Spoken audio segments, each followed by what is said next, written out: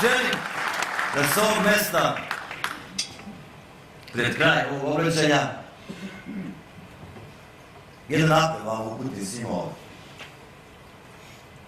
Znate, mislim da imam pravo, kao čovjek koji imao 100 naslovnih strana pre 5-6 godina, pa je onda jedno vreme bio pošten, nikomu ništa nije govorio, a onda kad je opet počeo da priča da se kandiduje, onda se opet postao najveći lopov i kriminalac, šta se ne radim, to je neverovatno.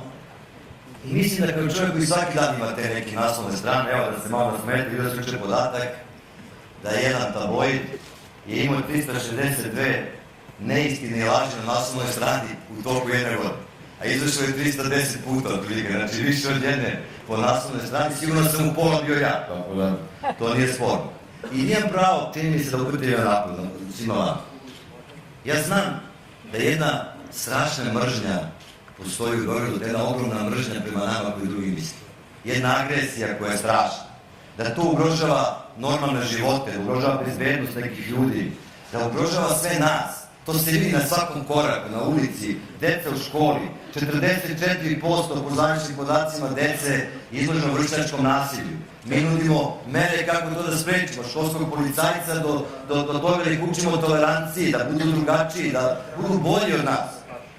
Mi nudimo sutra, kažemo čekaj, ne može ljudi da žive sa platom toliko, ne mogu lekari da imaju plate medicinske sestre po 20, 30, 40 dana, svi će nam otići. Ako može Rumunija da da lekaru 2700 evra, pa možemo mi pola. Ako mogu 900 sestri, možemo mi pola. Daj da pomognemo nastavnicima da rade s tom decom, dajte to nama, mi imamo pare za to, to je sve 2, 3, 4, 5% budžeta. Sve to možemo da uradimo. Ali suština je da smanjimo tu agresiju koja danas postoji. I suština je da smanjimo tu mržnju koja se širi. I ja, kao čovjek prema kome je dosta često ta mržnja upućena, tražim od vas, ne apelujem, tražim, da nikad ne uzvratite na isti način prema onima koji na takav način govore o nama. A nikad, ali nikada, verujte,